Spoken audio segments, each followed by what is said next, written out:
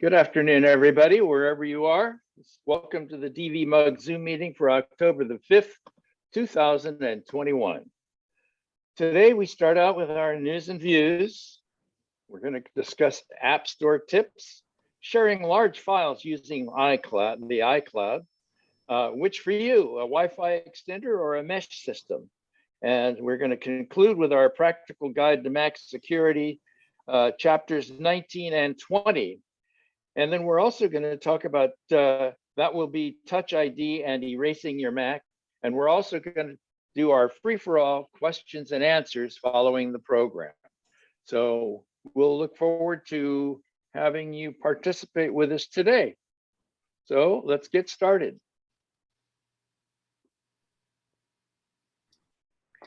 What's new?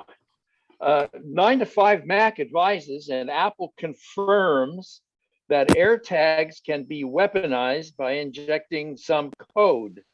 When a person finds an AirTag, they apparently can scan it with their phone or Android phone, and it will yield the owner's phone number that allows the owner to be found and alerted. That's good.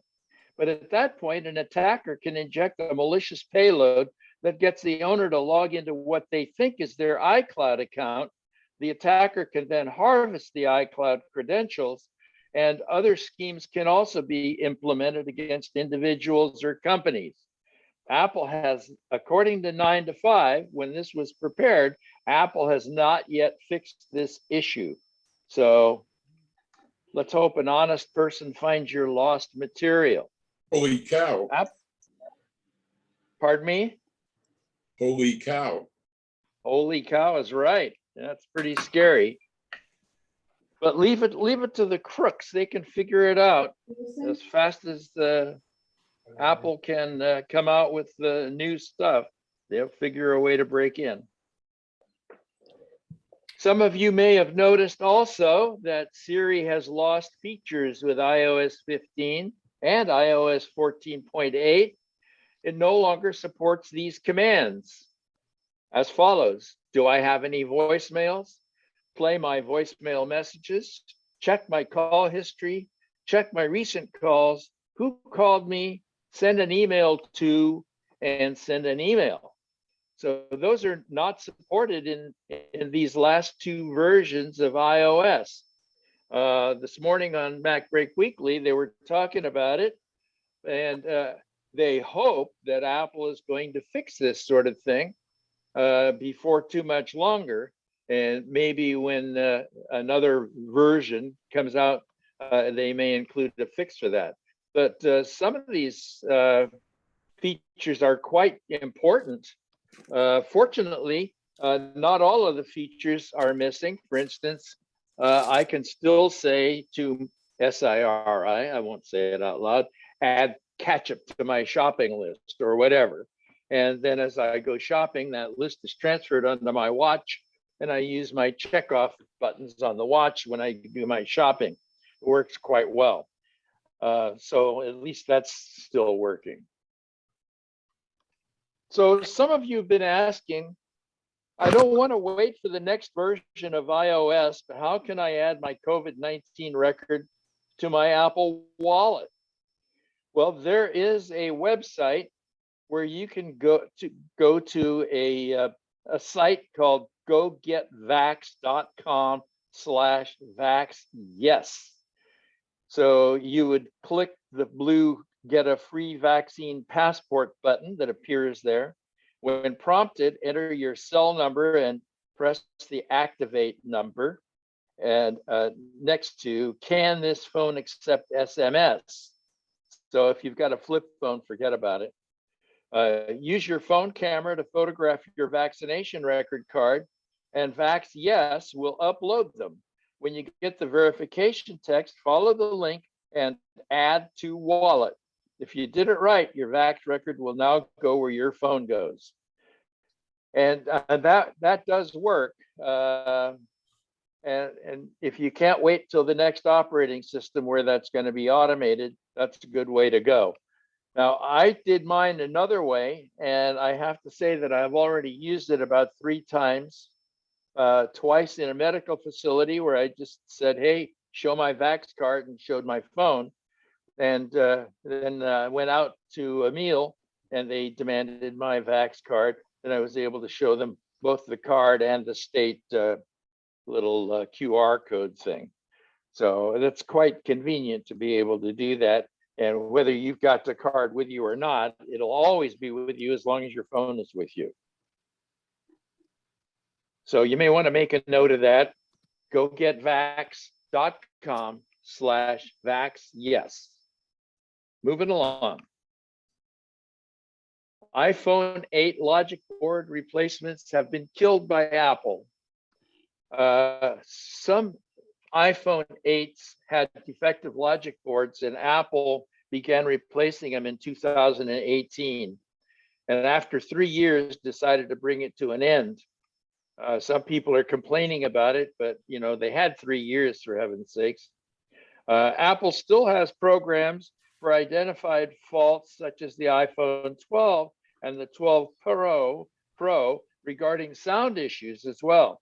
As well as display replacements for the iPhone 11, AirPods Pro fixes, and the iPod Air. These are not generally disclosed to the public, but those features are there. So if you've got an iPhone 12 or a 12 Pro and you've got sound issues, you can take that to the Genius Bar and they will either fix it or provide you with another phone. So that's good to know. App Store tips. Let's see what Gary has to say about App Store tips. Oh. Here we go. Hi, this is Gary with MacMost.com. Here are 20 tips for using the Mac App Store.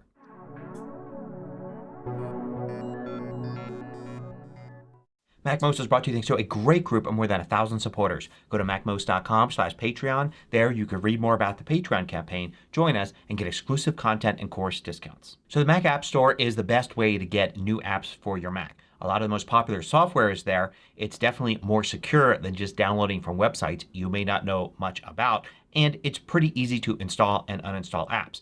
So here are 15 tips for using the Mac App Store. My first tip is about searching. A lot of times we want to find an app that can open a certain type of file. We don't know what that app would be called, so we don't know what to search for. But you can search for a file extension and get apps that will open that type of file. It's important to start with a period. So you want to start with period, then say PDF, and you'll find apps that deal with PDFs. Period DOC for apps that deal with Microsoft Word files. Period PNG for apps that deal with those type of graphics files. The results aren't perfect, but you're going to pretty quickly hone in on apps that deal with that type of file. When you find an app, there's tons of information on the page that help you determine whether or not the app's the one that you want. One of the things I like to do first is go to the version history. You can find that under What's New. Click Version History. And if you see a lot there, especially things that are pretty recent, you know that the developer is very active in developing the app, adding new features, and fixing bugs. Next, if you scroll down, you're going to find a lot of information grouped together here under Information. One of the things to look for is compatibility. And you'll see whether or not this app works on your current Mac. And then you can click there to get more information like which version of Mac OS you need. So if you have more than one Mac, you can quickly figure out whether it will work on all your Macs. And that's my next tip. A lot of people don't know this, but when you buy an app in the Mac App Store, you're buying it for your Apple ID. So if you have more than one Mac, like you have a desktop Mac and a laptop Mac, you just need to buy the app once. As long as you're logged into the same Apple ID on both Macs, you can go to the Mac App Store in the other one and download that app without having to pay for it again. And that's also true if you're sharing a Mac with somebody. If you have, say, an iMac and 2 user accounts for you and your spouse, if you buy an app, they're going to be able to use it on their account as well. They don't need to buy the app again. Now you're going to have to be the one to update it, but they can certainly use any app that's installed from the Mac App Store. Now if there's a subscription involved, then it may get a little tricky. But you could always use family sharing to share not only purchases but subscriptions as well. Look in the listing for supports and it should say family sharing and give you details there for that app. But most apps will support family sharing. Now a lot of apps include in-app purchases. And usually you'll see that right next to the button where you can get or purchase the app. It'll say in-app purchases. But if you go to the page for the app and you go to the information section, it will tell you there in-app purchases and it will say yes if there are some. You can click here to see exactly what they are. And usually this makes it very clear as to whether or not you can use the app at all without the in-app purchases or exactly what those purchases are about. For instance, here you can see that there's a subscription for this app and the in-app purchases apply to monthly or yearly subscriptions. Another thing you might want to look for is information about the company. If you scroll down just a little bit next to the description, usually there's a link for the website and a link for the support page. The website will often give you a lot more information than what you see here in the limited space for screenshots and a description. There may even be downloads of demos that you can get that aren't available in the Mac App Store. You also can click on support to see exactly what the support from the developer looks like. Is it just an email address or is there a whole knowledge base of frequently asked questions? Also at the bottom of information pages you can usually find a section called More By where it shows you other apps by the same developer. Now when it comes to reviews, remember that the reviews in the App Store are not professional reviews but just reviews from regular users. So take them with a grain of salt. Certainly take a look at how many reviews and ratings there are. Read for content. But don't always pay too much attention to the number or one bad review. A lot of times when regular users leave reviews, they're not always thinking about how the app might be used by others. They're just thinking of exactly what they wanted to use it for and what they expected out of the app. So just because they gave it a low rating and a bad review doesn't mean that you might not like it. Matter of fact, you may love it and find that review wasn't useful at all. When you see the screenshots for the app, you can't always tell what's going on. A lot of people don't know that if you click on one of these it actually enlarges to full screen and then you can more clearly see what's going on in that screenshot. Now if you already have an app and then you look at it in the App Store you'll get an open button here instead of a get or purchase button. But one thing you can do that a lot of people don't realize is you can completely uninstall an app. You can go into Launchpad and then use Launchpad's functionality to uninstall an app and save all that space on your drive. And when you go back to the App Store, since you've already purchased it using your Apple ID, you could download it again without having to pay. So you can use this as a way to temporarily offload apps you're not using anymore. Like say you only use an app once in a while and you're limited in space on your drive. You can uninstall it knowing that you can go back, reinstall it later when you need to use it, and then uninstall it again immediately when you're done. Now in addition to apps, the Mac App Store also contains extensions for Safari. To get to those, start in Safari and go to Safari, Safari Extensions. That'll take you to the Mac App Store app to a special page showing you some featured Safari extensions. And then you can use See All buttons to browse more. Speaking of browsing, if you're not finding what you want by looking at the Discover or Main Categories pages like Create, Work, Play, Develop, you can always look for these See All buttons to dig down deeper. But you can also go to Categories, then pick a category like Business, and then you've got charts here for top free apps and top paid apps. And if you want to see more you can click See All. So here you can see a really big list of the charts with free apps on the left, paid apps on the right. And then you can easily switch to another category clicking here. Let's say you see an app but you don't need it right now or you don't want to buy it right now. You want to bookmark it. Well, there's no good way to bookmark inside of the Mac App Store. But you can click here to share and then you have the ability to copy a link so you can paste it into a document or a note or reminder. You can actually go directly to notes or reminders as well to add a link to this, and that would then create a link. You can see here I can select the list. So I can create a list of bookmarks for this, and when I click on this it'll take me back to this listing in the App Store. If you ever want to see a list of all the apps you've purchased, click on your Apple ID here at the bottom left. And this will take you to your account and you can see what you've purchased in the past. And if it's an app that you purchased you can just click here to re-download it. There's also this button here that allows you to do some things. One of those being hide the purchase. So if you don't want to see it in this list anymore, maybe it's too long and cluttered, you can hide some of these if you're sure you're not going to use the app again. You still have purchased the app and you still can download it again. It's just not going to be shown in this list. You can always bring back the hidden items by going to View Information for your account, and then there's a link there for hidden items. You can click Manage, see the hidden items, and then unhide them. Also look here and you'll see Add Money to Account. When you click that you can actually go in and add something to your account so your account has a balance in it. This saves you from having to make all these $99 and $2.99 charges every time you purchase an app. Instead of that, you can make one, say, $50 or $100 charge now, and then all of your subscriptions, all of your small app purchases will then be deducted from that. So you won't have a credit card bill that's littered with all these tiny amounts. You could also click Set Up Auto Reload, so it can reload whenever there's a low balance or just on a recurring schedule. Also here in your account information is a way to manage your subscriptions. You can click there and you can see all your subscriptions. I don't have any here for this demo account. But if you have recurring subscriptions, this is where you go to see a list of those. And this is where you can unsubscribe from them. Under App Store Preferences, you've got a checkbox for automatic updates, which is very useful. You also find the second checkbox, which will automatically download apps purchased on other devices. So if you have two Macs and you get an app on one, it's automatically added to the other. I find in most cases you want to do that manually. An app that you use on your MacBook you may not want on your iMac and vice versa. Hope you found this useful. Thanks for watching. If you liked this video, click the thumbs up button below to let me know. I publish new tutorials each weekday. Hit the subscribe button so you don't miss out. I was really surprised to find out some of that stuff. I didn't know a lot of that stuff about the Apple Store. But I do have one question I'm wondering about, and we can talk about it later. When you delete an application using the launcher, does it do a complete job like some auto deleters do? Just thinking. So let's move on to the next. So A lot of times, is the launcher a Big Sur update from the Launchpad? no, Launchpad, I should say. I'm thinking launcher from OS 7, but no, Launchpad. We'll save that for questions and answers for later. I'm curious about that.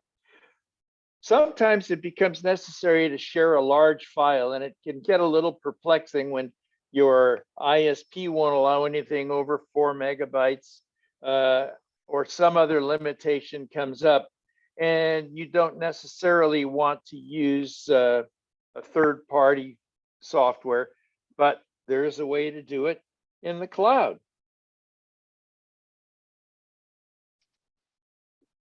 Hi, this is Gary with MacMost.com. Today, let me show you how to share files using iCloud from your Mac.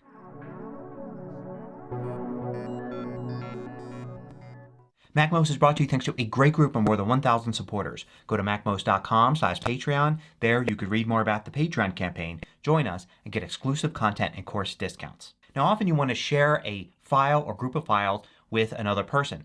You may be tempted to send that file in an email or a message, but not everybody is thrilled about getting a large attachment. Sometimes you're not in a convenient place to download that attachment and you'd rather download it when you're ready.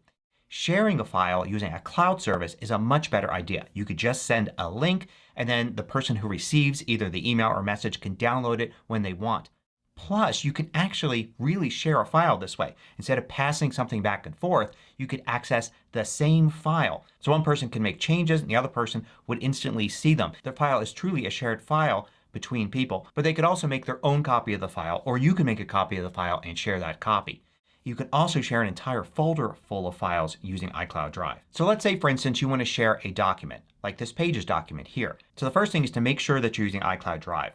Now, if you're using iCloud Drive for all your files like I am, then this is no problem. All your files are ready for sharing. If not, you can make a copy of it and put it in iCloud Drive or just move it to iCloud Drive for sharing. Now you can start sharing many different ways. For instance, you could select the file and go to File and then Share File. You could also select the file and then click the Actions button here, or you can Control click, right click on the mouse, 2-finger click on the trackpad and select Share and then Share File. These will all take you to the same place, a dialog that looks like this. And you could see here how to share it. Now, this isn't really how to share the file. This is how to notify the person that the file is being shared. So you can send them an email, send them something by message, or you can just copy the link and send it any way that you want. You could also airdrop if they're nearby. This will just send the link, not the file itself. Now here you can specify the Apple ID of whomever you want to share it with. But if they don't have an Apple ID, you can put their email address there and that's where the notification will go. Then they could deal with it on their end as to how they receive the file. You can Select only people you invite to get it. And this is typical. If you want to share with one other person, you're going to want to specify their email address and they're the only ones that get it. But you could also do anyone with a link, meaning you can make this public. So lots of people can actually access this. All they need is a link. They don't need any special privileges. Then you could also set permission. They can make changes to the document or view only. So if you just want to give somebody a file but you don't want them making changes to the file on your drive, then say view only. And that way they can view it, they can download a copy, but they can't make changes to your copy of it. So decide which of those options that you want. So for instance, if you want to just give somebody a file, let's say view only and only people that we invite. And then you type the Apple ID or the name of the person if they're in your contacts, and you can select the method. So for instance, we'll just copy a link here and we'll hit share. Now I'm going to open up a new private window just so we could simulate what somebody else sees when they look at the link. I'll paste this link in here. So here's what they would see then when they open the URL in Safari. You get a little preview of the document, the name of the document, and you can open it in Pages. Now if you choose to open it in Pages, you can save your own copy of it, but you can't change the original. And if they're not on a Mac, they could still open it using the web app version of Pages. So they can still access the document. So for instance, here I am in the web app version of Pages here. So you see now I can open it in the actual Pages app since I am on a Mac. And you can see this is set to view only. So I can't actually edit it. But I can click here and download my own copy of it. But let's say I share an image. What happens then? I'm going to select this image here, share a file. I'll just use copy link here, but I will send it to that same person. Set it to view only again and share. Now when I go to this URL, I'll get this screen here. So here it's showing the name of the image and I can add it to my iCloud drive right here. So let me do that. And now you can see it takes me into the iCloud Drive app on the web. But I can see the same thing if I look on my Mac in my iCloud Drive folder. The image is now there. So I have my own copy of it. Also right here from the web I could use this button right here to actually download that file locally. Now if you want to change how a file is shared, you could select it and go through those steps again, except this time you'll see Manage Shared File instead of Share File. So when I select that, it will show me here that I'm the owner and I have options here. It'll show me anybody that I've shared it with, and I've got options here as well. I can change the access to it. I could copy the link again.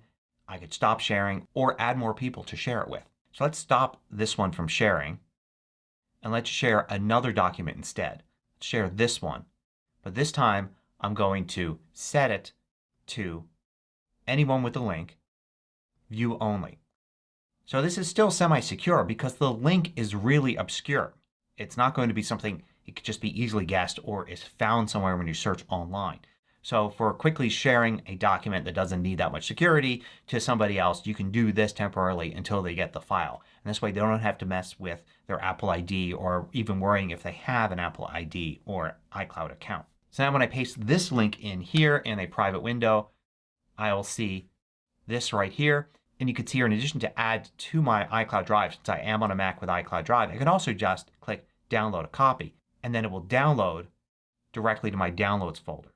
That's probably your simplest option. And take a look at this URL here. You can see it's pretty much the equivalent of an ID and password because it's so long. You have to know all of this information in order to access this file. So it's pretty easy to share it with somebody. As soon as they send you an email back or a message saying, hey, thanks, I got it, then you can go back to the file here, go to Manage Shared File, and then stop sharing that file. And then you're done. Somebody else has gotten your file, but without having to create a large attachment or try to communicate back and forth about how to best share the file. Now the next level is to share a folder. So for instance, I can take this folder here called Example Files. I can use the same methods to access sharing for it, but this time it says Share Folder, and now I can use one of these methods here and share the entire folder. So let's set this up for only people I invite, enter the Apple ID for that person, and let's set this one to view only. So I'll share this. Let's paste that in here to a private window. And you can see here I could add it to my iCloud Drive. So once I do that, now if I look in my iCloud Drive folders, I've got all of those files available to me. You can see here at the top level of iCloud Drive, Example Files shared by MacMost Demo is right there. And I can see this in the Finder as well. Now on the web here I can select any file I want and download it. But of course looking at iCloud Drive, the files are just there. I can't edit them, but I can make copies of them and view them. And the best thing about a shared folder is that I could add files to this and those new files will show up. So for instance, let's take this Alice document here. I'm going to copy it and I'm going to go in here and paste it in. And you can see it's now in there. Then here when I refresh this page, that new file is there. It's shared with that person. So if there's a person you need to share files with on a regular basis, you can just create a shared folder for that person and put that in iCloud Drive, and then any files you want to share with them, just add to that folder. So here's what it looks like on the other end. Somebody has just shared a folder with me and they decided to send me a notification by text message. So you can see I got this text message. Go in here and it says open my shared folder, and I can click it and then it will ask me if I want to open this, and I'll say yes.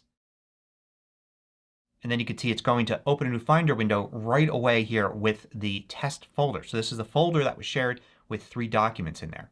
If I look in iCloud Drive, I could see test right there. Now I can open up a file here, but this is set to view only. So you can see here it says view only. But I can always duplicate it, or I'm going to hold the Option key down here and save as. I can also drag and drop and it will make a copy of that file. So this is read-only sharing here. I can view and I could copy a version of it, but I can't change the version that the owner of the file has.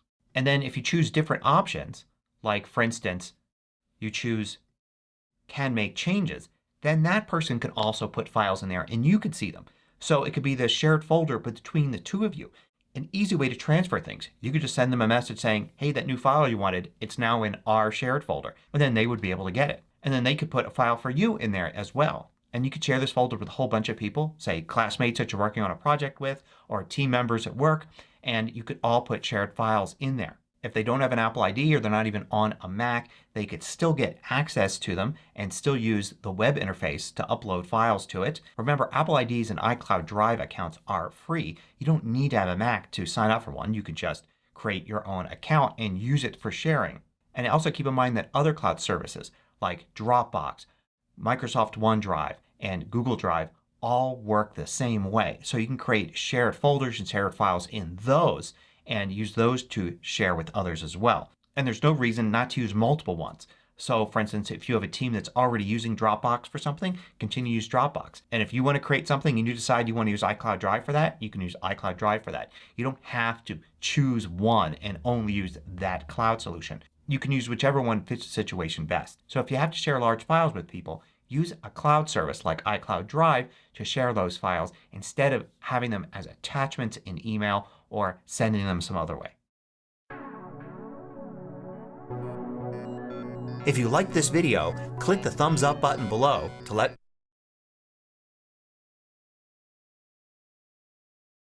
That's a fabulous feature. And it's too bad none of this stuff existed when we were in school and had study groups. It would have made life a lot easier for us. So Rick, can I ask a quick question? I publish new tutorials each week. Okay, go ahead. So if I turned Okay. on iCloud Drive, how do I get an image or a document there in order to do the process he just said? Well, you should have your iCloud always running anyway. But will things all be you have in the to do, iCloud Drive though? Will they be, will it? it'll put it there for you. Oh, it will. Okay. Yeah, yeah. The default options are to share the, put the desktop and the documents folder in the cloud, but you can also specify your own folder, which is what I do because I don't really want my desktop in the cloud. Yeah. And then there's also a trick, I'll have to Google it, but you can put your iCloud Drive down in your dock for easy access, so you don't have to go open a Finder window and look for it there. Oh, great. Thanks. I have, when I need the iCloud, I just double click my hard drive in the upper right corner because I show hard drives, and iCloud is up at the top of the list, and it's quite convenient. Okay, great.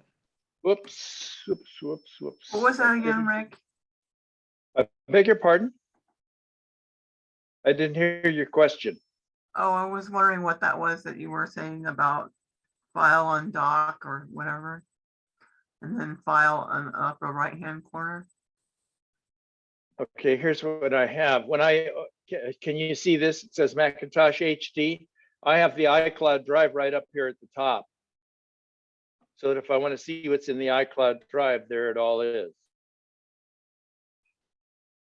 And you can put any file you want by just dragging it. Say I wanted to put applications. No, applications is already there. So if I want to put users, well, users is there too, darn it. What about some of your photos, just a couple of photos or a video? Well, that you like if you want to let's go here to documents. If I can find it. Now let's go to Macintosh HD, go to users, and go Third to one up, Rick. Pardon me? Third one up. Documents, OneDrive documents recent. In the sidebar. Oh, I've got it there. Yeah, okay. So I've already moved my documents in there. I've moved my OneDrive in there and my box. I've got OneDrive in there twice, don't I? And my utilities folder. Utilities doesn't normally go there, but under your applications folder, you'll see that there is a utilities folder that doesn't normally go there. To put it there, you just drag it in, just like that. Just drag it right over in there. You can put anything there that you want. Okay. Let me bring up. Rick, you can also say that when you try to save something, one of the options will be to save it to your iDrive. And it's up to you whether you want to save it there or save it someplace else. I've got to share again here. Share screen, share sound, and share. We lost it there. Doggone it.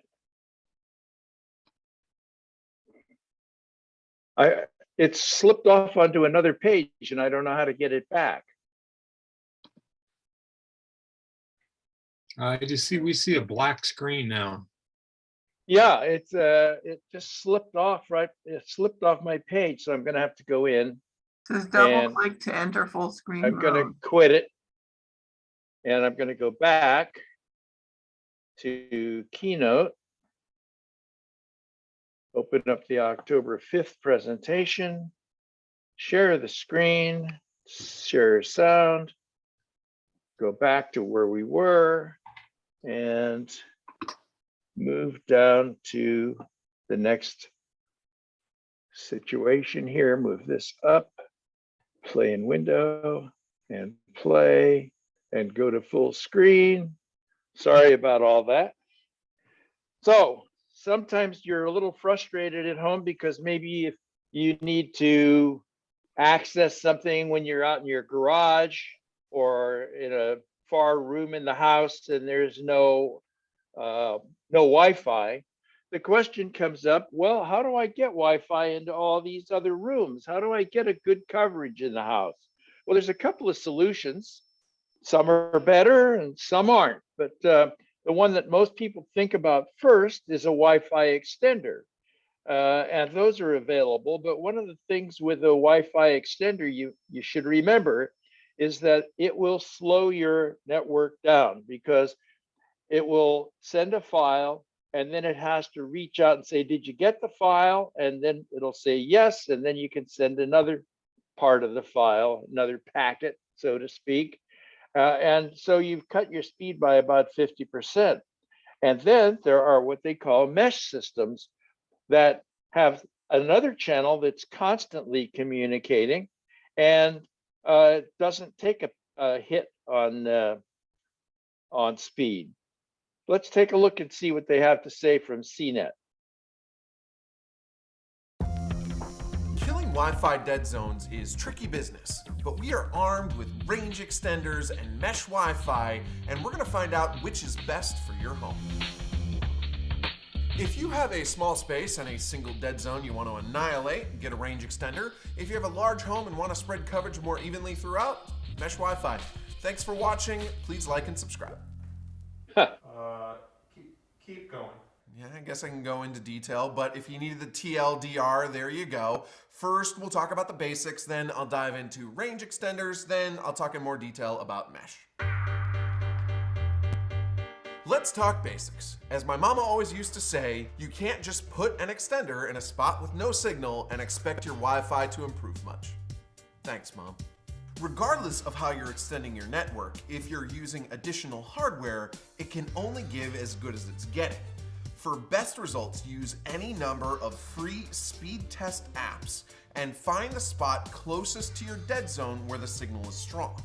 Put the extender or mesh point there and it'll be able to replicate that stronger signal and help with your speed. Before you buy extra hardware, try repositioning the hardware you have and playing with the antenna of your router to see if that helps. For router positioning, out in the open is best as opposed to in a corner by walls, and higher up is better than on the ground. If basic troubleshooting can't fix your problem, maybe you do need that extra hardware. Enter the simplest answer, range extenders. Something simple like the $35 TP-Link RE220 should be all you need. It's easy to use and it reliably boosted dead zone speeds above 80 megabits per second in our tests. Our favorite overall is the $80 TP-Link RE505X. It's as consistent as it gets and it offers speeds over 140 megabits per second. But there are lots of options out there at a similar price that will get the job done, and more are coming out this year that are going to have faster speeds and support for Wi-Fi 6, the newest version of Wi-Fi. And good news, you don't need to worry about matching the brand of your router or anything like that. Almost every modern router has a WPS button for Wi-Fi protected setup. Plug in the extender, press the button on both the extender and the router, and that should be the extent of it. A couple of other things to keep in mind about extenders. They're actually going to use your Wi-Fi to broadcast their own signal. So if you want to connect to them, you'll see your same Wi-Fi name just with a _EXT at the end. They also probably won't be able to hit your network's max speeds. Most cap at 50 to 75 megabits per second, which is still plenty for most uses like video chats, streaming movies, or basic online gaming.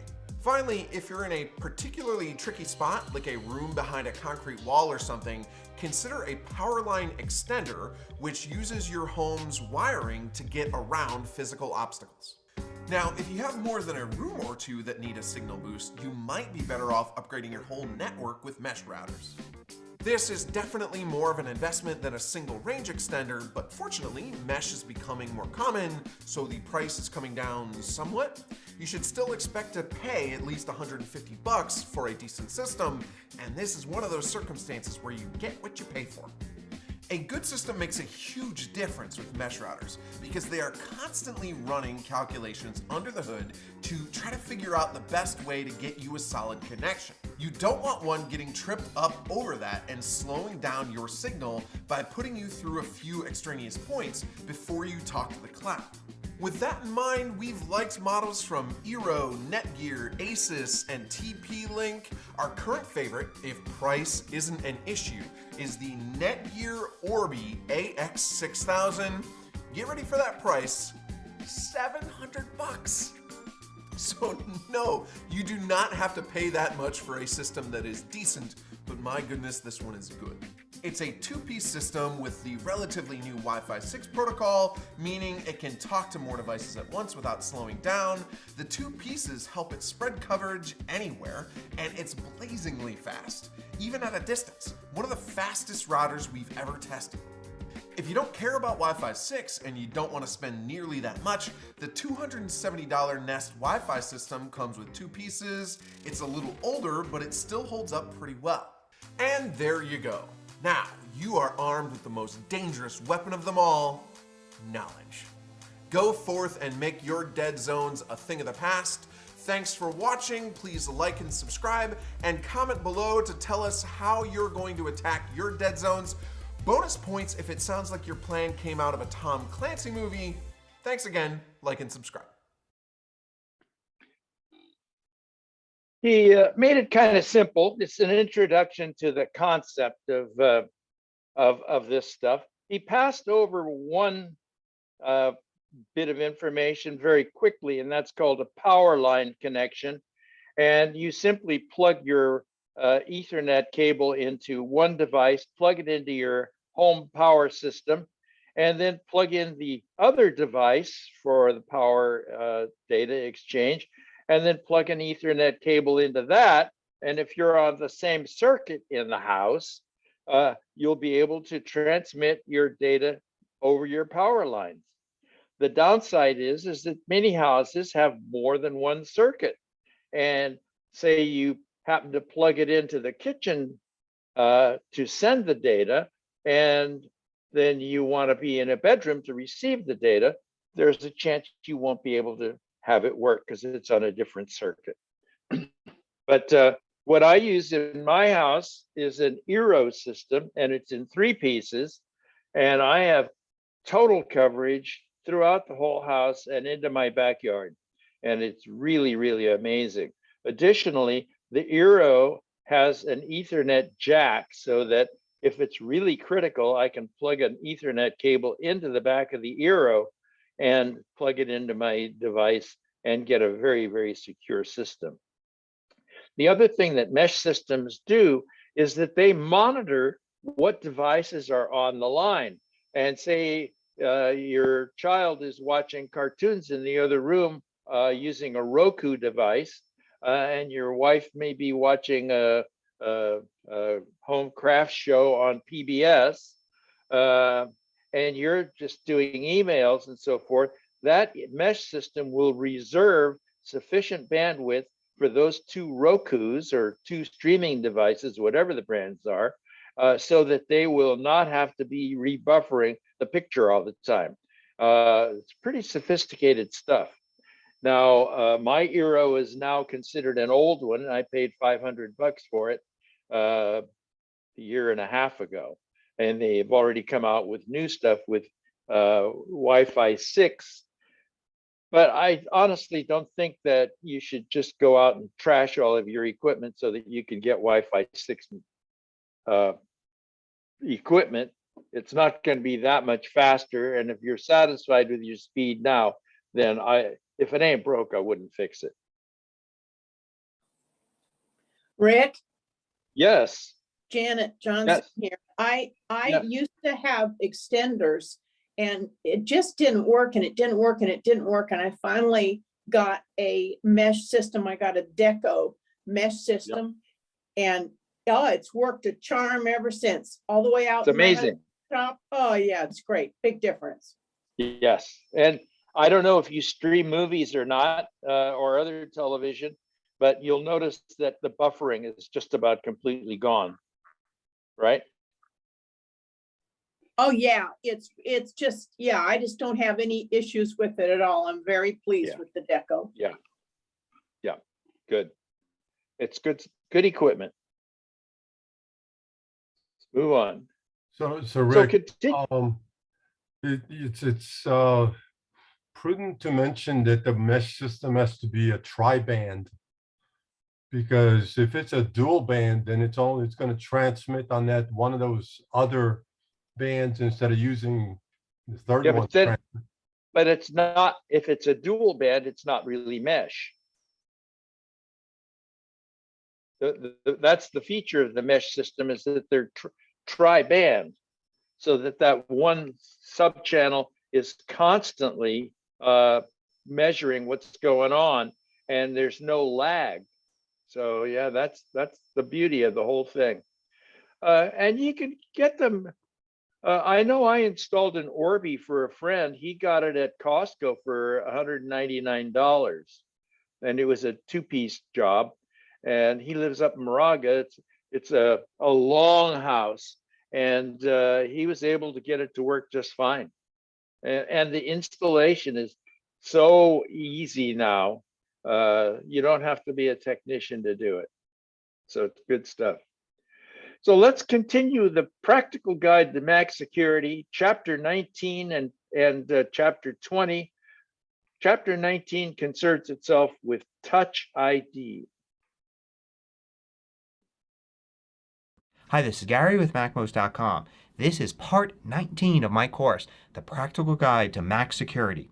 This course is brought to you thanks to my great Patreon supporters. Go to MacMost.com/Patreon to find out more and join us.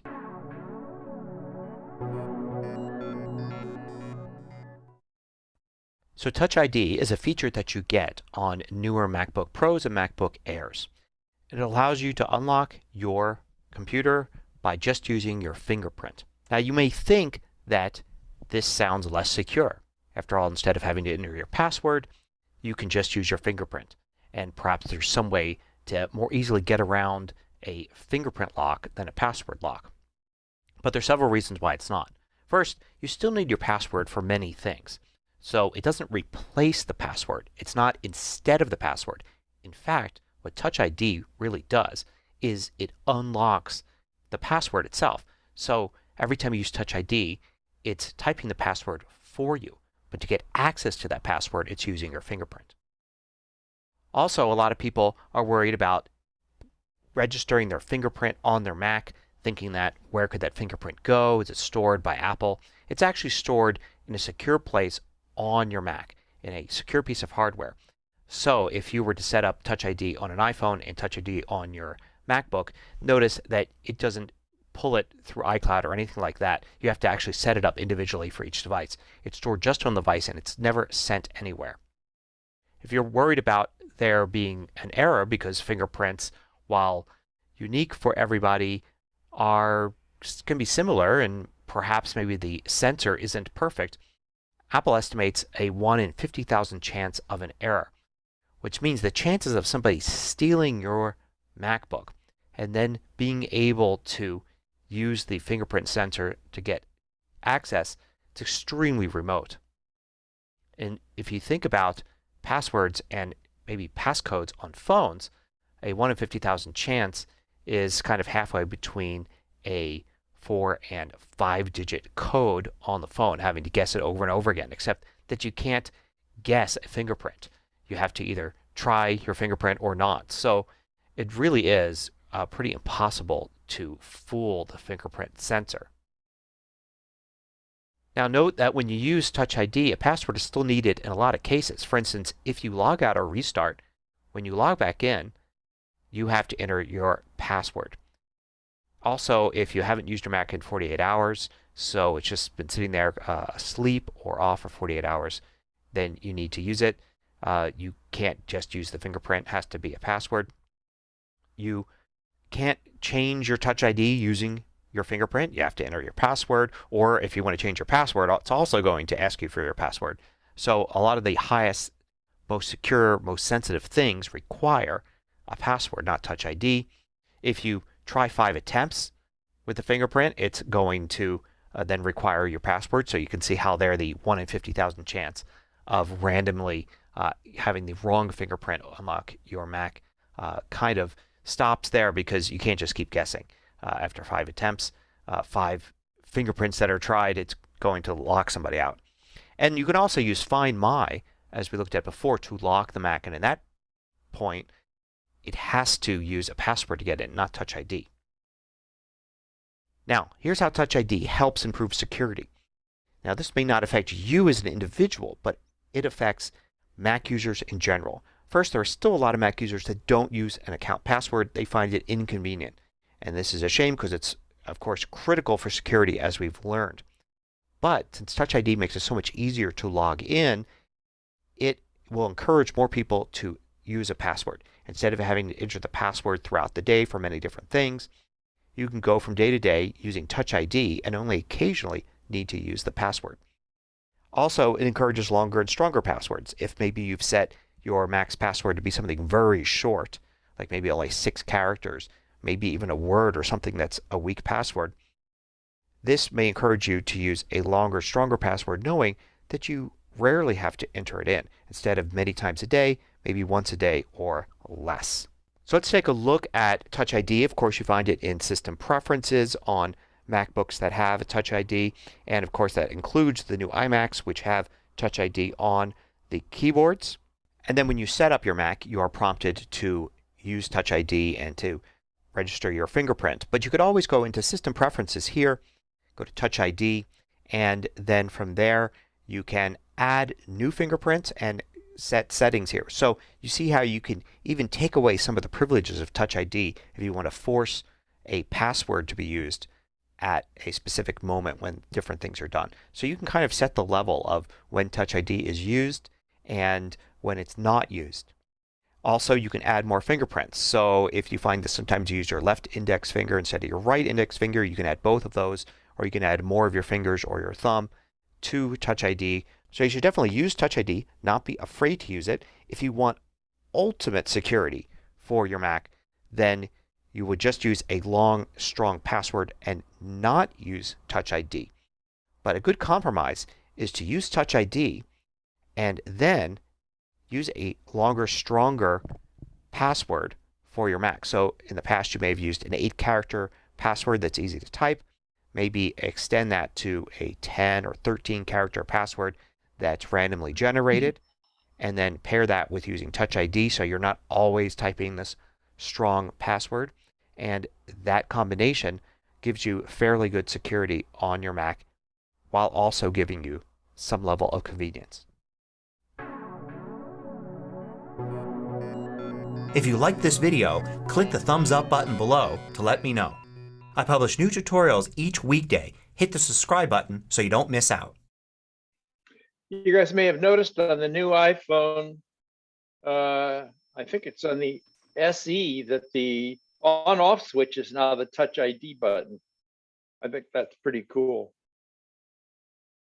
So let's talk about erasing your Mac. Why would you want to erase your Mac? Well, maybe you're going to sell it, or maybe you're going to give it away, or maybe you're going to donate it to somebody, or maybe you're just going to trash it through e-waste. You should know how to do this.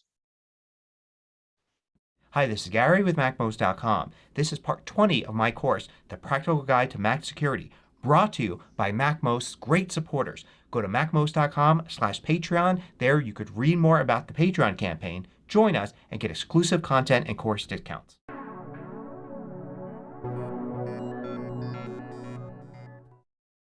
So when it's time to get rid of your Mac, whether you're giving it away, recycling it, selling it, or even giving it to another member of your family, you want to make sure you erase it and reset it completely.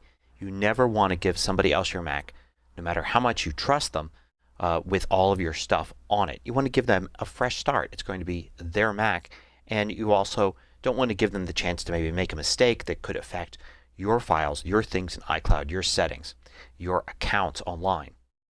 So to erase your Mac, you basically need to go through a few steps. First, make sure you don't need anything anymore. So say you got a new Mac and you used Migration Assistant to bring everything over to the new Mac. Then don't rush it. Wait at least a few weeks. I usually wait a few months. If I don't need anything off the old Mac during that period of time, then I'm pretty sure that I've gotten everything off of it. Everything is now on the new Mac and there's nothing left on the old one. I just usually have it switched off in the corner somewhere in a closet during that period of time. Another technique you can use is to make a clone onto an external drive of everything on the Mac and just have that around for a while. Hopefully you will never need it and eventually be able to reuse that drive for something else. But in the meantime, you have the safety net of knowing that you've taken all the files from that Mac and stored them on another drive before you get rid of the Mac. Then you want to go through a process of signing out of everything on that Mac. So all of the different accounts. Now, if you don't do this, usually it's not a disaster, but sometimes it could be inconvenient to not have the Mac signed out of a particular account or store or something like that. Then you need to erase the drive completely. And this could be a little tricky. A lot of people make a critical mistake here, and I'll show you that mistake in a minute. Then you want to reinstall Mac OS, because when you erase the drive, there's nothing on that drive anymore. Anybody trying to boot up the Mac will simply get a prompt to install Mac OS, or perhaps nothing at all, depending upon the model. So installing Mac OS will make it so it's very similar to how when you buy a new Mac. But you want to be careful to not go too far and install macOS and then also sign into your Apple ID or something like that. So you want to know when the right time to stop is. Now it's useful to review Apple's information about this before doing it. And one of the reasons is that there are a lot of variations depending upon which Mac you've got, which version of macOS that you currently have installed on it. And this changes all the time. So doing a tutorial here on exactly what to do isn't going to work because some people will have a different situation, and over time that situation and some of the techniques may change. So this page at Apple site tells you basically what I just said. Create a backup. In other words, make sure you have everything you need off that computer. Then you want to sign out of things like signing out of iTunes, signing out of iCloud, signing out of iMessage. And let's take a look at some of that right here. For instance, in the Music app, which is what you would have normally now, not iTunes, you would go to Account. And here I've got Sign In because this is my demo account. I'm not signed in, but you would see a Sign Out here. So you can sign out from the Music app, and that should sign you out of the iTunes Store. You also can go into things like the App Store. And in there, there's Sign In and Sign Out. So you can sign out of that as well. In System Preferences, you can go to your Apple ID. And here you could also sign out. If you go to Overview, you can see here's the Sign Out button. So you can sign out of your Apple ID and iCloud account, which takes care of a lot of things. But you also want to continue to check other things. For instance, in the Messages app, there's also, under iMessage, a way to sign out. So you want to sign out of all those. Not a huge disaster if you don't, because you're going to erase the drive anyway, but it will make things a lot easier for you to sign out of all of these. Apple suggests for older Macs, Intel Macs, that you reset the NVRAM. And if you click on this link here, it'll walk you through those steps. On newer Macs, you don't need to do that. But basically, it's rebooting, holding Option Command P and R down on those older Macs with Intel processors to clear NVRAM. Unpairing Bluetooth devices is useful because sometimes Bluetooth devices can be stubborn. And if you leave them connected to a Mac that no longer exists, you don't have it anymore, and you've erased the hard drive, then getting that Bluetooth device to actually pair with something else can be troublesome. And then you want to erase your hard drive and reinstall macOS. So what you want to do is first shut down your Mac. Shut it down, and then you want to reboot it, but into recovery mode. To do that, what you're going to do is you're going to hold down the Command and R key. Now this is specific to the Intel processors. So if you have a newer Mac, there's a newer technique. Then you want to restart the Mac. And once you hear the chime, you can release your finger off of the power button, but you still want to hold down Command and R until you fully booted into recovery mode. Then you can release your fingers off those keys, let it finish booting into recovery mode, and your first order of business is to erase the hard drive. To do that, go into Disk Utility, and then this is where people get it wrong very often. You need to go into the View menu and you need to show all devices, because otherwise you're looking at just pieces of your hard drive and you can only erase each piece one at a time. You want to erase the entire hard drive, so you want to select the top level there like I have to erase the entire hard drive. Not doing this could leave pieces of your data behind and have basically a drive that's not formatted correctly. And then you might want to give it a name like Macintosh HD to be neat, and then go through the steps to erase the drive. Once you've done that and it's erased, it might take a while, then you'll be back here in recovery mode and you want to go to reinstall macOS. And when you reinstall macOS, you're going to walk through the prompts and select the drive to reinstall to. Now what this will do is it'll install everything just like it was a new Mac. You want to stop before you ever enter in your Apple ID or any information. So once it's finished installing, you basically are done and you do not want to continue as if this is going to be your Mac. So do not enter in any information that's yours, your Apple ID or anything. After it gets to that point into the install, simply shut down and your Mac is ready to give to somebody else. When they start it up, it will then show them the welcome screen and give them the opportunity to enter in their information. Back at this page here, you could see that Apple has specific instructions for erasing and reinstalling your drive. Notice that these steps, the ones I've gone through, are not for the newer Macs with Apple Silicon.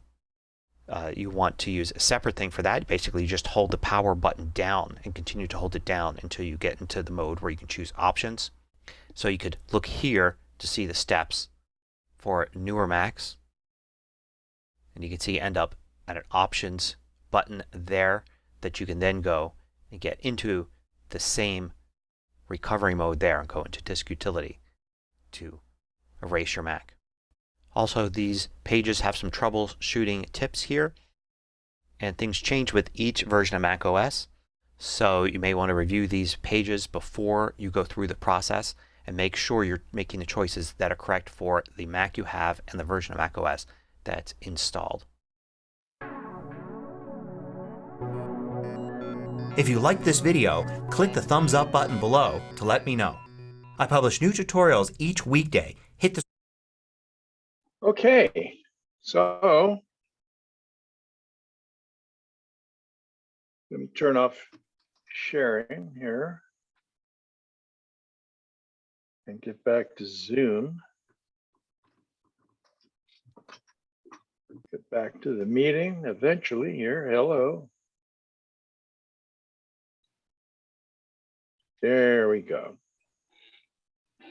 Now, one of the things he said there that is very important if you are going to reinstall an operating system on a Mac, and that is once it's reinstalled, then don't wait for it to start asking questions. Turn it off at that point, because you'll get one easy shot when the new owner will be asked to sign in with their user ID and so forth, and asked if they want to transfer data from another backup drive or another Mac.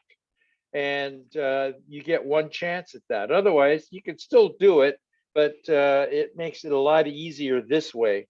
So we have a person coming for a clinic appointment in October who's got a new MacBook Air. And I said, leave it in the box. Just leave it in the box until you come. Don't turn it on and play with it.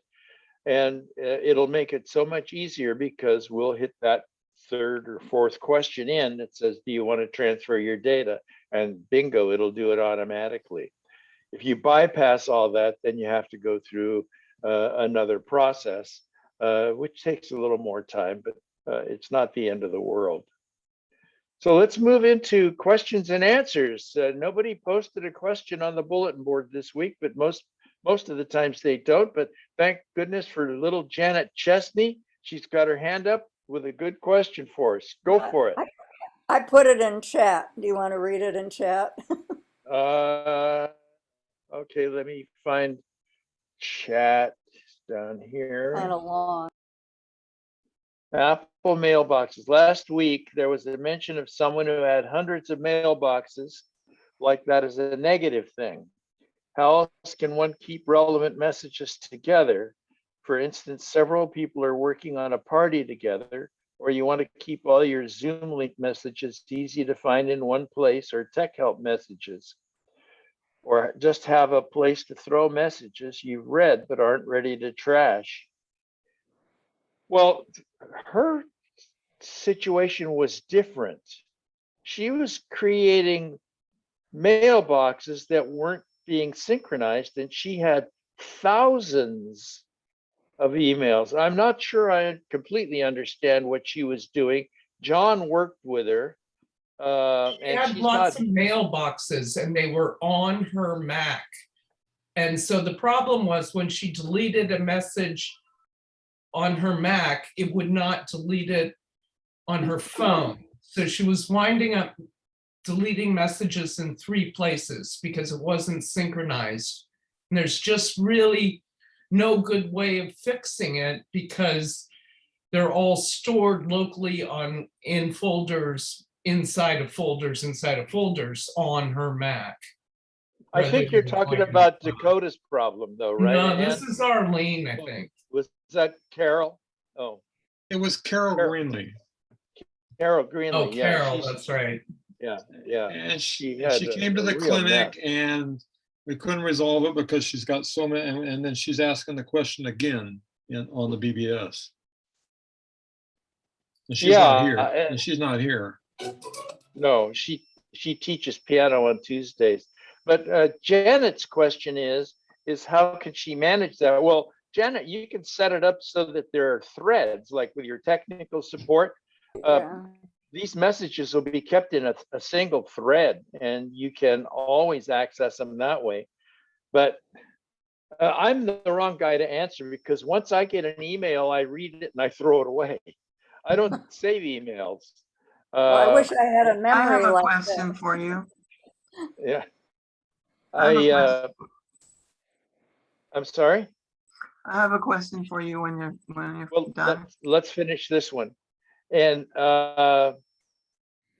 so what you could do is create a smart mailbox so that you can set up a smart mailbox by choosing certain mail from certain recipients or subjects, or let's see, not recipients, but senders. And say anything from this person goes into this box, or anything discussing TNT goes into this box. So you can set that up. Yeah, but in that your would mail be preference. nice if Apple let you have keywords, but as far as I know, there are no keywords with mail, are there? Well, there's the search box. You can search Yeah, but for. you have to know what to search by. And when I used to use Entourage, it was so wonderful because you could change the subject line and put words in that you might want to search on later. Okay, well, I've never used Entourage. I've worked with some people who had Entourage, and I remember that the database that Entourage worked on was very shaky when you got into large quantities of mail. You had to rebuild that mailbox pretty often, and sometimes it took a while. But no, I have to say I don't know. Other than smart mailboxes, would be a good solution for you. But if you're looking for a specific keyword, I imagine that, say you were doing a home improvement and you wanted information for the painter only regarding shellac. I guess whenever shellac was mentioned in the body of the message, you could have a smart mailbox called shellac, so that anytime shellac appeared in a message, that message would be funneled right down into that smart mailbox. So that sounds like a keyword to me, but perhaps I misunderstand. Well, things just a year later, you might have something on the same subject that doesn't have the same words, and that's. Janet, you're welcome to make as many mailboxes as you want and organize them however you want. It's your mail. Well, that's what I do, and I have probably have hundreds of them too. But I don't sync them with all the other devices, which I keep the most of the mail. Okay, so when you make mailboxes, are you making them on your Mac?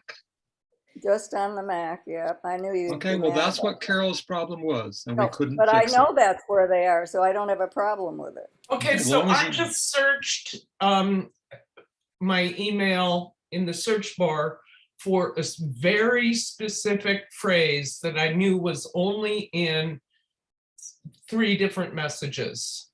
It was a specific MX record number, and it popped right up. It was not in the subject line. It was in the body of the email. And when I searched for that MX record number, there was a list of the 3 emails. Sure. If you know some unique phrases that are in them, that's wonderful. But if you're working on a committee together over years, things change, and there isn't always a keyword. Well, anyway, you can set up a smart mailbox so that any from a particular group say the committee, you could make a group in your contact list of the committee, call it committee if you want, so that any messages from any sender in committee could go into the committee smart mailbox. Yeah, I know. You understand that? Then you don't have to worry about keywords, just that anybody in that committee who sends you a piece of mail will go into that smart mailbox. But most of these come up on the fly. They aren't planned that this is going to be a mailbox forever. It's just if something's going on. Okay, You have to well, have some base, Never some mind. basis Never for it, mind. some relationship to it so that it knows that it's related to the subject you want. It must be nice to care about email. yeah, I don't I care not to get a lot of it. yeah, Oh my I know. God. What, you do I don't, text? it sounds like a hassle to me personally. Rick, I agree with you. Yeah, I read I them and I read forget them. them, When but I get up to 100 emails, I Strengths want to to email. be done I with saw it. close. Passe. one at a time, guys. Nobody can understand any of you. One at a time. I have a thing about Gary's presentation. The one thing that he left out is if you have a solid state drive, that eraser's not going to work. The best way to do it with an SSD is a process with file vault. Yes, yes, What? that we posted that on the bulletin board a couple of weeks ago. Yeah. That is just brilliant. So you file vault the drive that needs to be erased, and that encrypts it, and then you erase the file vaulted files, and there's 99.99999% impossible to recover any data at all from something that's been encrypted like that. So it's a brilliant idea. Anna, you had a question. Yeah. Are you talking to me? No, Anna. Anna I'm sorry. McLean. Hi. What I have a problem with is I have very old email, and it has so much junk emails coming in. Every time I erase them, a message comes up and says, "Do you want to erase these 99 conversations?" And so I have to press it like 5 or 6 times before they will erase everything. And I'm wondering if there's like a faster way to deal with all this junk mail. I mean, I opened up a new mailbox and to deal with the problem of too many emails, but I'm just wondering if there's any other way. Well, let me ask you this, Anna. Do you have more than one email address? Yes. Okay, well, I think I may have a solution for you. I'm going to share my screen, and I'm going to go to, let's see. Rick, briefly, I think she needs to ungroup her mails, turn off conversations in preferences. It's grouped by conversation, so it makes it trickier to do a mass delete is I think where she's headed with this. Okay. Okay, let me go here for a second. Quit. And there's another way that you can do this, and go to share screen. If you open your mail, can you see my mail here? Yes. Okay, up here where it says favorites, you can. Where are you? Can you see my arrow moving? No, I can't see your arrow. Okay, let me move this down here. No, we see the arrow fine, Rick. Oh, okay. Well, I can't see the arrow.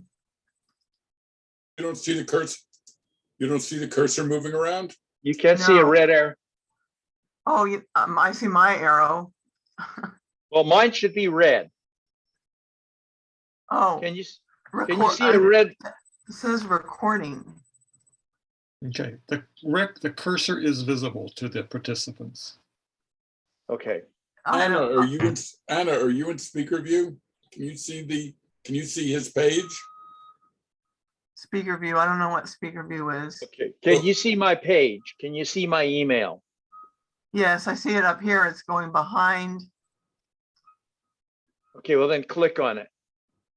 And it should come up in front. Nothing's coming up in front. Well, if you can't see it, for everybody else though, Yeah. you can create a junk mailbox. Oh, now I see your arrow. Okay, you can create a junk mailbox by clicking this little plus, and you can select a mailbox to add to your favorites.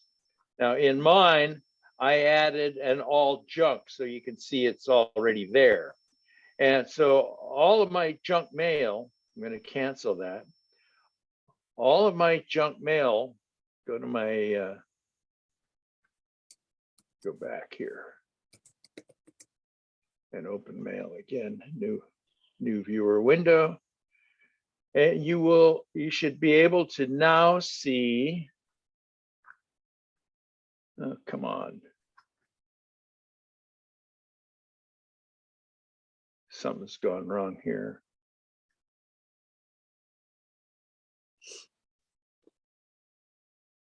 I have to quit this for a second. It's not coming up right, not like it should.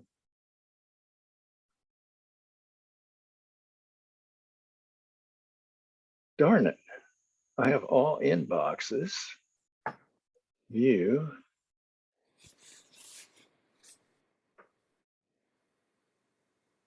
I'm not showing all my, I'm not showing my. You need to click the triangle down on favorites. It's pointed to the right. There we go. Thank you very much. Okay, so I now have an all junk folder here. And this takes all of my mail from all of my mailboxes, anything that's junk, and moves them into this. And so to get rid of them all, I just click on this. Come on. And suggest erase junk mail, and it's gone just like that. So you go up to favorites, you click the plus, add an all junk mail, and that should move all your junk mail into that one folder and set you up just fine. Why is that any better than putting it in the trash? Well, because she's got multiple mail accounts and she has to go to each account to empty the junk. This way, with multiple mail accounts, it creates one master junk mail file, and you can clear it all out with one fell swoop. Well, I have all my inboxes together and my trash together and junk together. They're all together.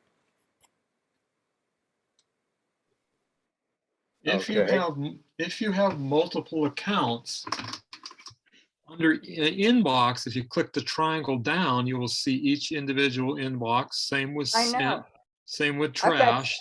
I have 7 email addresses or so. Yes. And but they're all dealt with as a group. I don't have to worry about which one. Well, then you've already done what I just showed you how to do.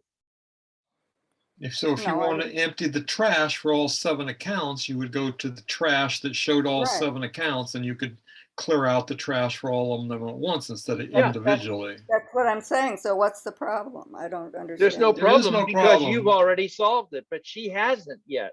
And so I showed her how to do what you've got. But I don't have to make a all junk folder to do it. Not anymore, because you already did. No, I just trash it. You don't make the junk folder. It already exists. He was just turning it on so it shows in favorites. Yeah. Oh. Okay.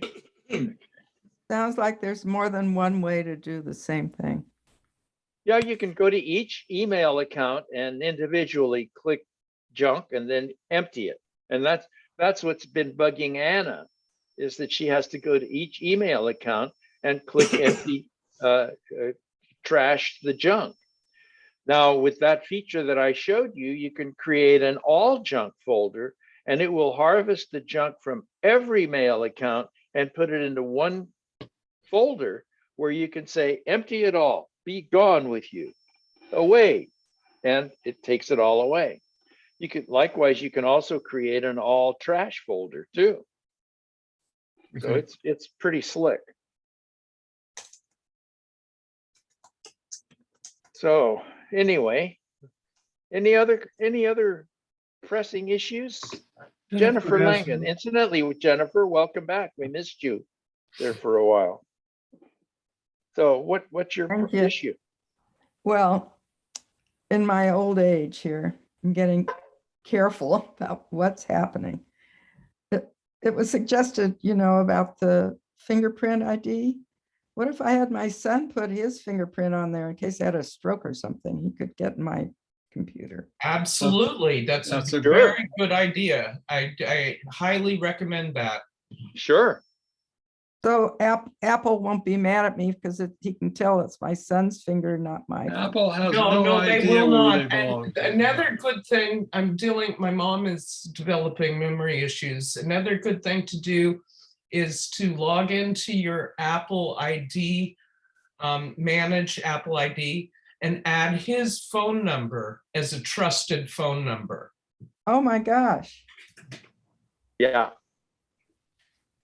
Because a lot of people, at our age, sometimes we have to think about the end coming. Yeah. And there may be things in your iCloud account that you want not to lose. So how do I do that again? Okay, there's if you log into iCloud.com with your Apple ID, there's a button someplace that says manage Apple ID, and it takes you to another site. I don't remember the URL offhand, but it's something like appleid.apple.com or something. You go there and you can add a trusted phone number. Okay. Just Let's see poke if I can- around at the options. Okay. Thank you very much, you guys. So let's go to iCloud.com and take a look. I'm now muting myself. That was a great question.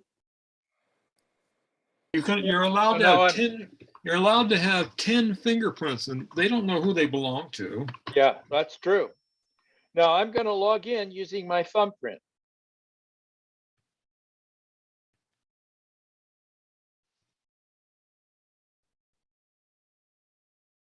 Eventually.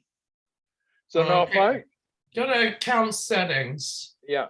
So we'll go to account settings. Apple ID manage. Yeah, Apple ID manage there at the top, next to your name there. Now, yeah, it goes to appleid.apple.com and sign in again.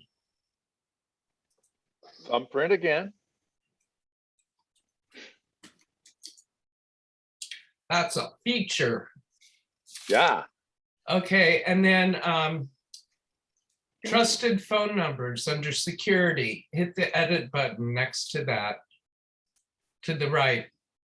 Other way. Edit. Oh, okay.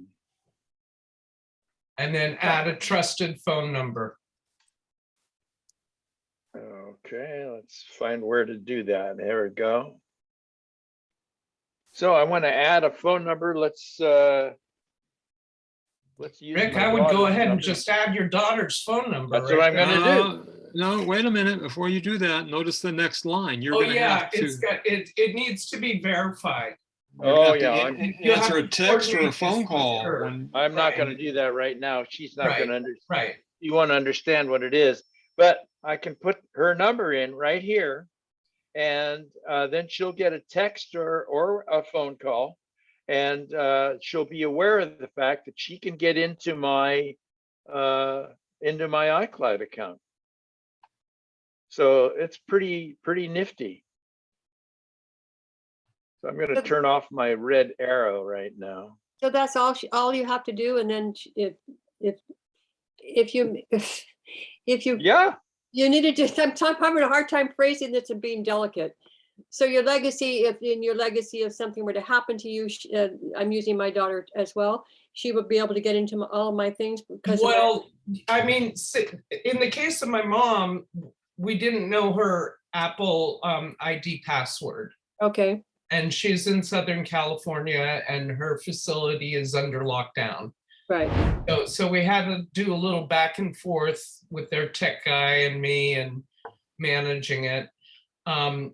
But if I needed to recover her Apple ID password or something, right, there would be an option in the iforgot.com login screen that gave me an option to deal with it by using a trusted phone number. Oh, that's great. That's just great to know.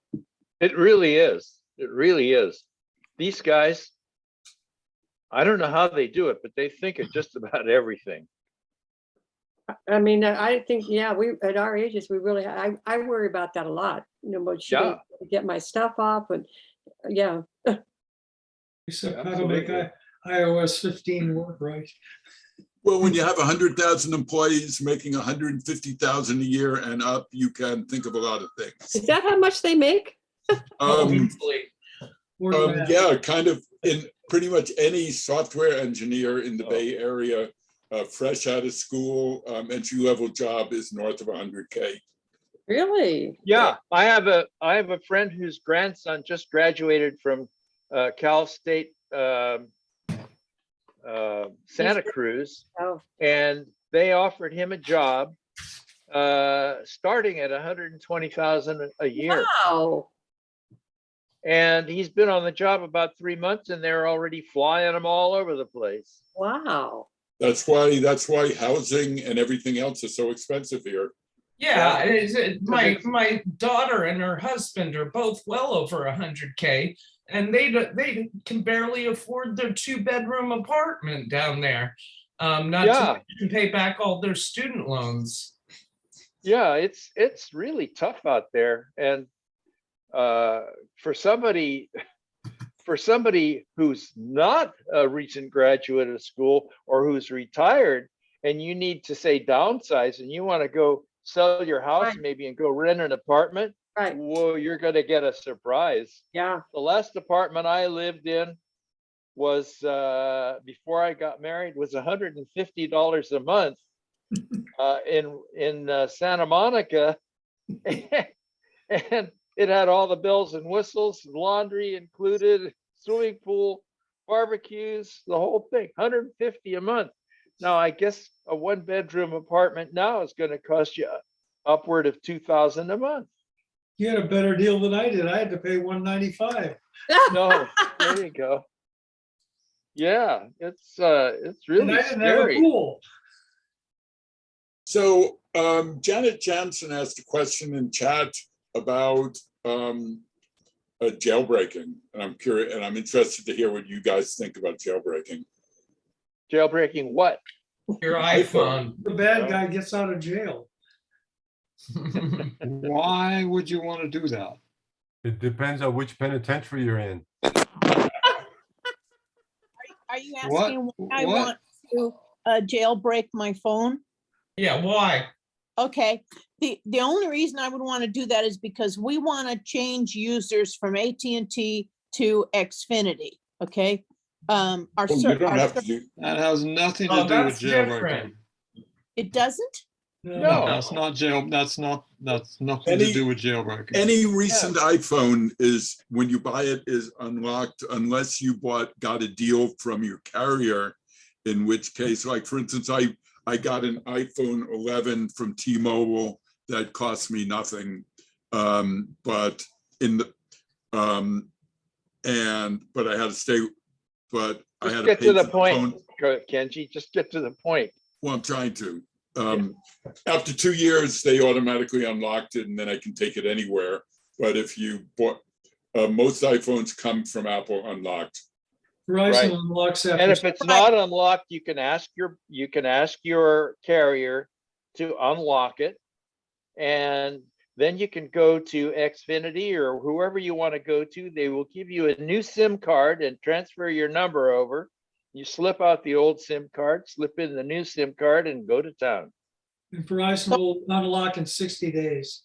So I don't have to worry about this at all. They keep telling No. me, oh Correct. yeah, you have to unlock your iPhone. Xfinity says, oh, you have to unlock your. Okay, Well, that's- jailbreaking, wait a minute. Jailbreaking and unlocking your phone are two unrelated things. No, Right. no, no. Jail. Oh, maybe. Oh.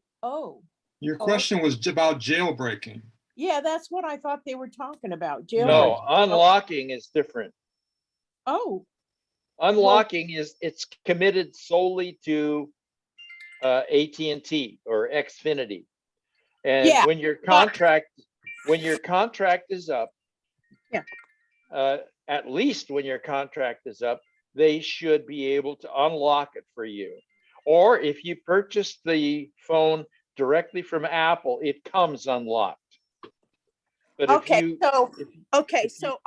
This is what I want to do. We want to buy new iPhone 13 minis, 2 of them, one for my husband, one for me. So if we buy those through Apple, then it's a moot point. I don't have to worry about it at all. I can put it under Right. what? Right, just when you buy it through Apple, make sure you don't select a carrier, right. Oh, don't select the carrier. not select a carrier. Okay, so I don't select a carrier. That means the phone's unlocked. And then I call, Whoever you want, and they'll send you a SIM card. And you give them the phone number you want to transfer. oh. Okay, so I can do that with Xfinity. I can say, no, the phone is already unlocked and I just need a new SIM card. Exactly. Okay, and then I wait until I get that to quit AT&T. So of course I still have a phone. No. Well, you coordinate so that you don't go without phone service. So, Right, yeah. And if it's a new phone and you want to migrate the information from the old phone, irregardless of character, carrier, Yeah. you put the SIM card with the activated your phone number activated on it in the new phone before you transfer the data by pairing them together. Right. So on your phone, if you go to settings, general, about, and then scroll down the page, right under where it says SEID and EID, the last item in that group is carrier lock, it says, and it'll either say the network it's locked to, or it'll say no SIM restrictions. And if it says no SIM restrictions, you know your phone is unlocked. Okay. So- And if it's not unlocked, I can ask AT&T to unlock it. Yeah. As long as your contract is fulfilled. Oh yeah, it's been fulfilled for a long time. Yeah. Okay. Yeah. Now, somebody posted down at the bottom of the screen asking about eSIMs. The new phones from Apple, I'm not sure, maybe Android too, will allow you to have 2 SIM cards, but there's only a slot for one. So they can handle what they call an eSIM or an electronic SIM. And it's really kind of neat because you can, if you go abroad, you walk into a cell phone shop, and in Europe, they're all over the place. And you can sign up for a local number over there and not have any roaming fees, and use just an eSIM. Or if you want, you can take your SIM card out and save it. Don't lose it, because when you come back to the States, you'll want to plug it in again. But the eSIMs is really nice. So also, the phone will allow you to have 2 phone numbers if you wish. I don't know anybody who's used that yet, but that feature exists. we just want to have the same numbers we have now. We just don't want to be with Yeah. AT&T anymore. I'm just talking about somebody who wants to have say an office number and a home number on the same phone. Yeah, of course. Yeah, so that's possible to do. You don't have to carry two phones around anymore. So the SIM card thing, I mean, we open up the back of our phone. We do this ourselves. We can open the back. Yeah, okay, so. But you don't actually There's open the actually a phone. little slot on the side that has a hole. You can't, I have a Yeah. case on my phone. And But, your phone came with something that looks like a paper clip with a little point This- on it. Yeah, let's see if I can, this. Oh, that thing. I didn't know what that thing Yeah, was that for. thing. I Yeah, didn't know that, was that's what you for. poke in the hole to get the tray Oh, out, and it's a little sticky sometimes. Just keep poking. Yeah, you got to push pretty hard. Yeah, I don't know. and the SIM is teeny tiny, but there's a little dog ear on one side, so it only fits in one way on the tray. In that tray, yeah. Also, if you've lost it, a paper clip that's been straightened out will work. Mhm.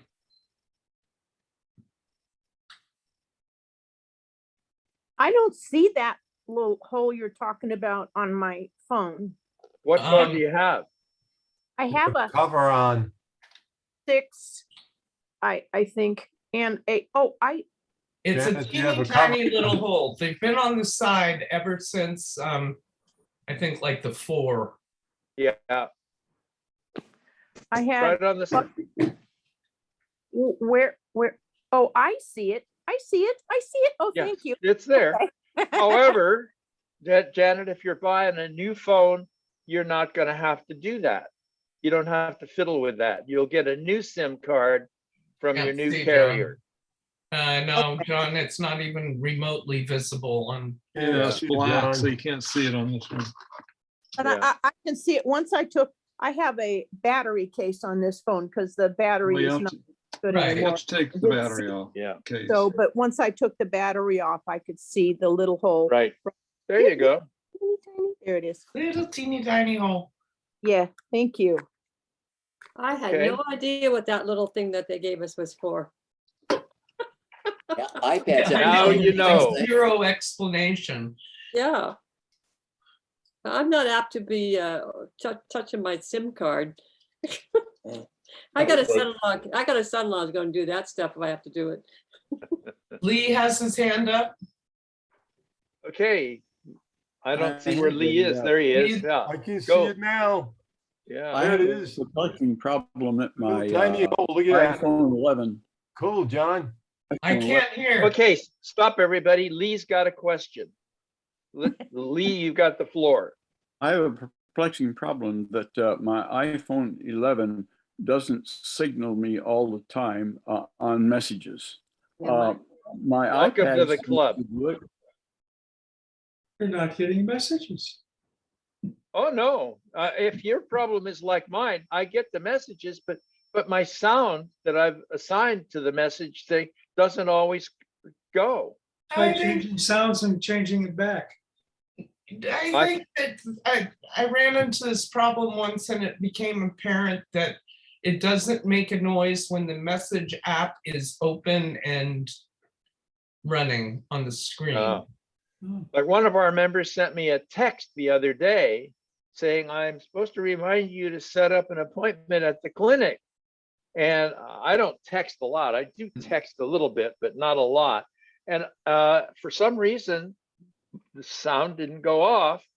And I found it today. And fortunately, there was one appointment left for the clinic. We're now full, incidentally. So she got her appointment.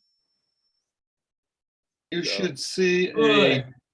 red bubble with the number of unread texts on the messages app. I'm having Well- the same problem. I'm getting it's intermittent, and I've just noticed it lately. It's intermittent. I'm not getting and I text a lot, and I'm not getting the messages. I'm not getting the. Well, I've got a red bubble that says 9 messages on my machine, but I've That's- read every single one of them. I don't and- think so. You read the preview. There's something down in there that's unread. Rick, it could be one message sent to you about 5 different times, which is done to me every It time could I. be a message him. that's years old down in the thread somewhere. Oh, yeah, I could see that, yeah. Yeah, I'll have to go in. Yeah, There's it's 9. a- Well, there's 9 messages in there, so I'll just have to throw them all away. So I don't Just need. go through them and open them all. Yeah. As soon as you open them, they're marked as read. This is sort of a John thing. He like cannot abide by having a red dot anywhere on any system. I don't understand people's email and their inbox. The number of unread messages, 20,000. How can you possibly know if you have a new message? It goes from 20,896 to 9,790. How do you know if you have new mail? Well, I only No, have it's a 8,500 unread ones in Yeah, my. that's Oh my ridiculous. God. So I kind of advise people to contact me by text or WhatsApp. I warn them that if they email me, it's going in the swamp. So the answer is, Tell my wife, because you beat her by a lot, man. All she's got is 1,300. Oh, my God. so when you have that many, never in the rest of your life are you going to read those messages. So Nope. what you should do is just Oh. go to your inbox, select all, and go up and say mark as read, and just mark them all as read. So the new ones that come in, you have some hope of reading them. Yeah. But what I do, I mean, I recently got up to about 14,000, and I spent several hours. So I use Outlook. I don't use Apple Mail. So I sorted my inbox by from, and then I basically all the ones that were like news pieces, which most of it is coming from newsletter subscriptions. We don't care about that. Through like everything in New York Times out, and I went through like that. I unsubscribed to tons of newsletters, and figured, okay, got it down to about 200, and said now I'm because I had unsubscribed from so many things. I figured now it's going to be cool, and amazingly, in a month I'm back up to 8,500. Oh, my God. You still have too many Rick. subscriptions that you don't read. Maddie Kilpatrick's got a question. Well, I've been having that same problem with the text and email not making a sound when they come in. And I thought maybe I had settings wrong, but it sounds like there's a lot of that going around. I'll Google it and get back to you next week. Okay, good. Good. It doesn't And happen often, but yeah. I'm gonna have to leave the meeting early. I've got to arrange to get something done. So I think Dakota was raising her hand. I'll see you guys next Tuesday, and I'll see the Dakota. seniors on Thursday. Okay, can I? Ann, can you hear me? Yeah. I have the exact same problem and I don't even know where to start to get it to work. I've tried all kinds of things, but the text doesn't make a sound on my phone. It doesn't even do the vibrate, even though that's turned on. I'll research it and see if I can find a reputable source of an answer. Do you have a watch? Yeah. Do you have an Apple Watch? Yes. It'll default to the Apple Watch if you have both the phone and the watch. Not necessarily. It's supposed to do. I don't know. Okay, Sometimes it does, sometimes it doesn't. Yeah. Go into your settings and go Yeah. to notifications and go to messages and see what you have going on in there for notifications for your messages. Been there, done that. Yeah. And it's intermittent. It's intermittent. Right. I understand. I get the intermittent bit. It's not consistent. Right. Go to messages and Yes. look and see what it looks like in there. You have all these options of what happens when you get messages. There's switches and checks, and go and look and see what's going on in there. That doesn't answer it. It looks the same all the time, but sometimes they ding and sometimes they don't. Right. So I did run into something once where it would only ding when the app wasn't active. So I'm going to research it and get back to you next week. Great, thanks, Anne. Hey, I'll be here. There's a new feature in iOS 15 Yeah, called Focus. yeah, And it used to be Do Not Disturb. yeah. You need to go in there and look in there. I would try to just turn focus off completely. You would? So it won't, because if you have it turned on and it's doing certain criteria, it won't bother you. What is iOS? What do you mean by iOS? That's the version of the operating system on your phone. If you upgraded to iOS 15, the Do Not Disturb has been replaced by Focus, which so you can set up all kinds of criteria in there. And I would suggest if you aren't getting dinged or notices or ringing, you go in and turn the whole focus feature off and see if it corrects it. If it is, there's something in the focus settings that's wrong. Oh, okay. That's new, so. That's Yeah, new. that is new. And I wasn't even clear what that was. It replaces Do Not Disturb with more things that it can do. Like when I'm doing this, don't do that. Yeah, it When does look I'm, a little when complicated. I'm doing that between a certain time, I'm focusing on this, don't tell me about that. Oh. Don't bother me. Sounds like a lot. I mean, that sounds for a lot busier person. I Well, just go in there and see what's, my my suggestion is if you're having any kind of problem with notifications, sounds, or anything like that, Turn go it in and off. just switch that feature completely off. Good. And see if it fixes the problem. If it does, there's some setting in there that's not allowing that to happen during under certain conditions. Okay, good. Can I say something, John? Yep. I just resolved my wife's. My wife's had the same problem.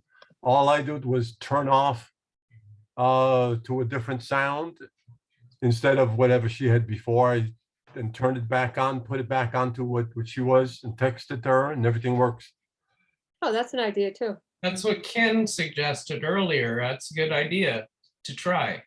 Or John always says, turn the phone off. Yeah, restart the phone. Yeah. Yeah. That could I didn't try that, but the other works. Okay. I don't know. Somebody called me. Resets Is fix a lot of- Al Medvin here? I don't think so. He called me Yes, on the I am. phone. Oh, you had this problem where your phone wouldn't ring. And we couldn't figure it out. And you called Apple and they did something, but you can't remember what it was. Yeah, they changed some things in settings, and Right. that seemed to fix it. Yeah, but you don't remember what it was. No. Hard resets works. We did fixes a that lot on of his things and it as didn't well. fix it. There's a new thing I noticed in iOS 15 when you're on the lock screen on your phone. If it's blocking certain things, there's this little moon-shaped things like do not disturb. Right. That's focus, and it's doing something. It's blocking certain things. And you don't know what those are until you go into the settings. Okay, Like I have mine set, don't allow my phone to ring or sounds or anything from 11 p.m. to 7 a.m. So it doesn't wake me up. It doesn't bug me, except if they're in my favorites or my family, then let them through. Otherwise, don't do that. And that's one feature of what used to be called do not disturb. Can I There's also the switch on the side that turns off sounds, but Al tried that. That wasn't it. I filled it out, allowing certain people just like you did. And yesterday I had to deal with Xfinity. And I did not think that Xfinity. They couldn't get through. Correct. During a certain time period? Correct. Well, there you go. But I turned it off, so next time I know better. There's in Control Center, I believe, there is a quick turn off for focus or do not disturb, where you can just turn that on and off. You can focus. In iOS 15, there's a focus button, and you can immediately turn on Do Not Disturb or turn it off. There's also, Where's it located? there's these pre-made things when I'm driving. So it knows when you're in motion when you're driving. So don't ring my phone when I'm driving. Or there's a little button you can say when I'm driving. See, when I'm driving is I turned it on. So that means I won't get text sounds when I'm driving. Where's the quick turn off? This is in focus in Control Center. When I'm working, when I'm sleeping, or just Do Not Disturb in general, bang, turn it on. Or bang, turn it off if it was on. You can toggle these certain criteria on and off. It's called focus. It's in the Control Center. Does anyone know what happened 10 years ago today? Steve Jobs passed away. Has everybody looked at the film that Apple has on their website about it? No. So you just go into Apple and it shows it to you? Yeah, it's about 2 minutes long. John, if you want, you could share your screen and play it. Did you say 10 years? Wow. That went fast. Sure did. That means we're getting older. What time passes like this? Stand by.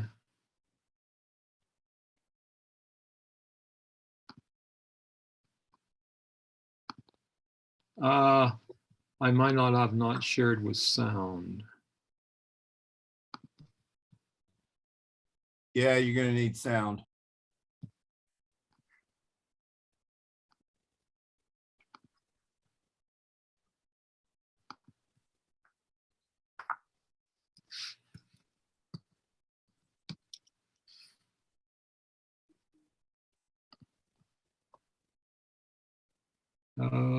Come on. Okay.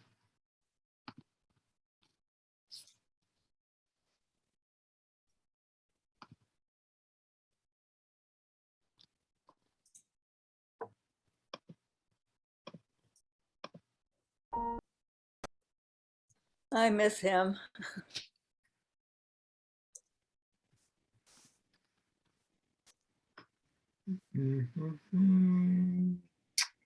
Stop sharing. So did everybody read his book? Yeah. Read many books. There's many this books one? been written about Steve Jobs. Probably at least a dozen or more over the years. Well, I think this is a fine note to stop the recording I on. think so, yeah. Thanks, you guys. See you next week.